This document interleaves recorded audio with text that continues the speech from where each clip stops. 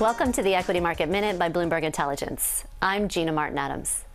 I'd like to talk this week about investing in a sheep.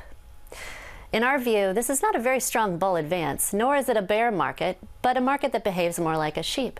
Certainly capable of being herded in the right direction as long as earnings are accelerating, but also subject to bouts of volatility, particularly as it relates to policy headlines. Let's take a look at a couple of charts. The first thing you want to do in a sheep market is really hug earnings growth trends. Indeed, we've seen earnings revisions really drive market performance over the year. What we see in the forecast is cyclical earnings growth is expected to outpace defensive sector earnings growth through the forecast horizon.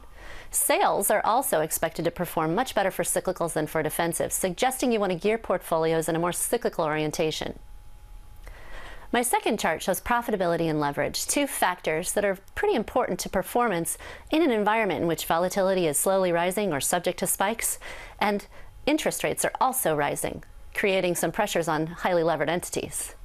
What we see here is that profitability relative to leverage performs extremely well in an environment in which the yield curve is flattening. So you want to focus portfolios on high ROE, high margin companies, and stay away from the high debt companies, particularly as it relates to EBITDA.